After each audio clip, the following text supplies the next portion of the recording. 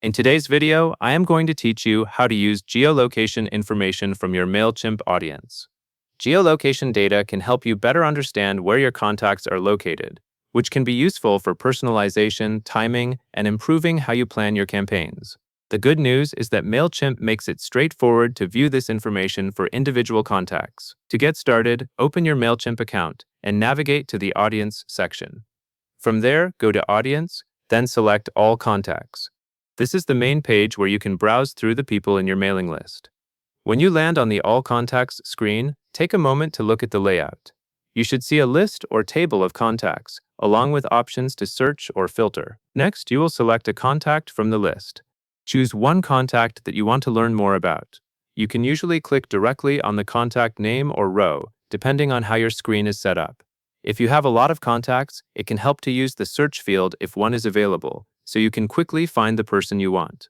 The goal of this step is simply to open the contact details for the specific audience member you selected. Once you have opened the contact details, you will want to find the Settings tab.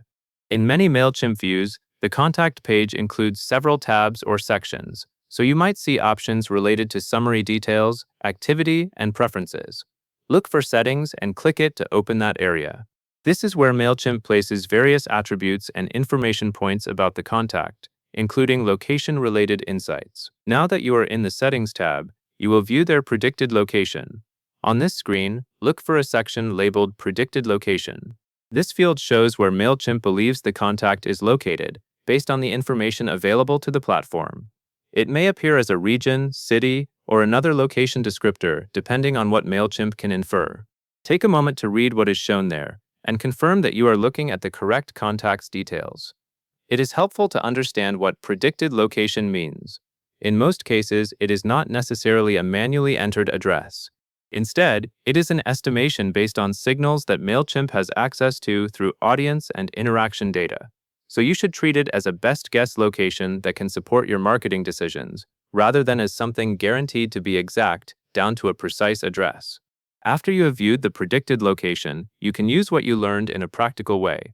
For example, you can compare locations across different contacts, watch how the data appears for new people, or use it to inform how you structure your campaigns.